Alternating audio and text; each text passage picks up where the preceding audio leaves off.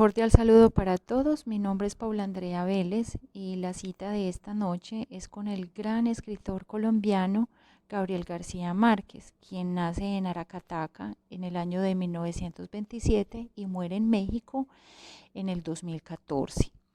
Este premio Nobel de Literatura, quien es uno de los más grandes representantes del realismo mágico, en el año de 1980 escribe una historia un tanto inquietante llamada Espantos de Agosto y que es la historia que esta noche les voy a leer.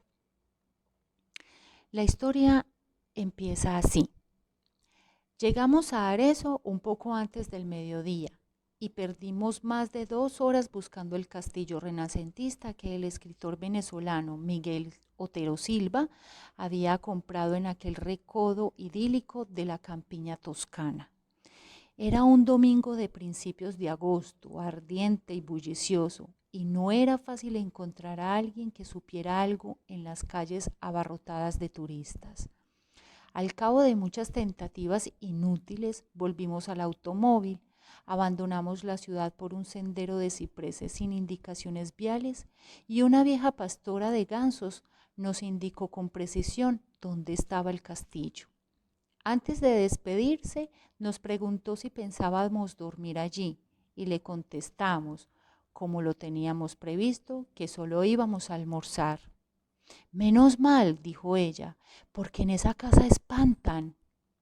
Mi esposa y yo, que no creemos en aparecidos del mediodía, nos burlamos de su credulidad, pero nuestros 2 hijos de 9 y 7 años se pusieron dichosos con la idea de conocer un fantasma de cuerpo presente. Miguel Otero Silva, que además de buen escritor era un anfitrión espléndido y un comedor refinado, nos esperaba con un almuerzo de nunca olvidar. Como se nos había hecho tarde, no tuvimos tiempo de conocer el interior del castillo antes de sentarnos a la mesa, pero su aspecto desde fuera no tenía nada de pavoroso y cualquier inquietud se disipaba con la visión completa de la ciudad desde la terraza florida donde estábamos almorzando. Era difícil creer que en aquella colina de casas encaramadas, donde apenas cabían 90.000 personas, hubieran nacido tantos hombres de genio perdurable. Sin embargo, Miguel Otero Silva nos dijo con su humor caribe que ninguno de tantos era el más insigne de Arezzo. El más grande, sentenció, fue Ludovico, así, sin apellidos. Ludovico, el gran señor de las artes y de la guerra, que había construido aquel castillo de su desgracia y que Miguel nos habló durante todo el almuerzo. Nos habló de su poder inmenso, de su amor contrariado y de su muerte espantosa. Nos contó cómo fue que en un instante de locura del corazón había apuñalado a su dama en el lecho donde acababan de amarse y luego azuzó contra sí mismo a sus feroces perros de guerra que lo despedazaron a dentelladas. Nos aseguró, muy en serio, que a partir de la medianoche el espectro de Ludovico deambulaba por la casa en tinieblas, tratando de conseguir el sosiego de su purgatorio de amor. El castillo, en realidad, era inmenso y sombrío, pero a pleno día, con el estómago lleno y el corazón contento, el relato de Miguel no podía parecer sino una broma como tantas otras suyas para entretener a sus invitados. Los 82 cuartos que recorrimos sin asombro después de la siesta habían padecido toda clase de mudanzas de sus dueños sucesivos. Miguel había restaurado por completo la planta baja y se había hecho construir un dormitorio moderno con suelos de mármol e instalaciones para sauna y cultura física, y la terraza de flores inmensas donde habíamos almorzado. La segunda planta, que había sido la más usada en el curso de los siglos, era una sucesión de cuartos sin ningún carácter, con muebles de diferentes épocas abandonadas a su suerte, pero en la última se conservaba una habitación intacta por donde el tiempo se había olvidado pasar. era el dormitorio de Ludovico. Fue un instante mágico. Allí estaba la cama de cortinas bordadas con hilos de oro y el sobrecama de prodigios de pasamanería todavía acartonado por la sangre seca de la amante sacrificada. Estaba la chimenea con las cenizas heladas y el último leño convertido en piedra, el armario con sus armas bien cebadas y el retrato al óleo del caballero pensativo en un marco de oro, pintado por alguno de los maestros florentinos que no tuvieron la fortuna de sobrevivir a su tiempo.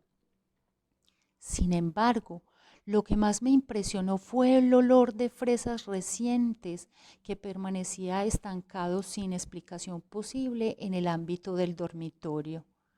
Los días del verano son largos y parsimoniosos en la Toscana, y el horizonte se mantiene en su sitio hasta las 9 de la noche. Cuando terminamos de conocer el castillo, era más de las 5, pero Miguel insistió en llevarnos a ver los frescos de Piero de la Francesca en la iglesia de San Francisco. Luego nos tomamos un café bien conservado bajo las pérgolas de la plaza y cuando regresamos para recoger las maletas encontramos la cena servida, de modo que nos quedamos a cenar. Mientras lo hacíamos, bajo un cielo malva con una sola estrella, los niños prendieron una antorcha en la cocina y se fueron a explorar las tinieblas en los pisos altos. Desde la mesa oíamos sus galopes de caballos herreros por las escaleras, los lamentos de las puertas, los gritos felices llamando a Ludovico en los cuartos tenebrosos. Fue a ellos a quien se les ocurrió la mala idea de quedarnos a dormir. Miguel Otero Silva los apoyó encantado y nosotros no tuvimos el valor civil de decirles que no. Al contrario de lo que yo temía, dormimos muy bien, mi esposa y yo en un dormitorio de la planta baja y mis hijos en el cuarto contiguo. Ambos habían sido modernizados y no tenían nada de tenebrosos. Mientras trataba de conseguir el sueño, conté los 12 toques insomnes del reloj del péndulo de la sala y me acordé de la advertencia pavorosa de la pastora de gansos.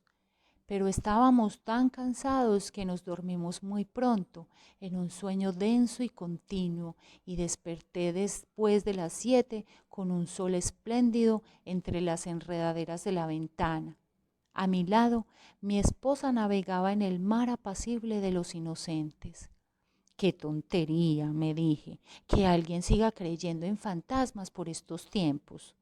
Solo entonces me estremeció el olor de fresas recién cortadas y vi la chimenea con las cenizas frías y el último leño convertido en piedra y el retrato del caballero triste que nos miraba desde 3 siglos antes en el marco de oro. Pues no estábamos en la alcoba de la planta baja donde nos habíamos acostado la noche anterior, sino en el dormitorio de Ludovico, bajo la cornisa y las cortinas polvorientas y las sábanas empapadas de sangre todavía caliente de su cama maldita. Aquí termina la historia y en mi página del Facebook de El Callejón del Gato encontrarán una guía que les ayudará a hacer un fantástico ejercicio de escritura.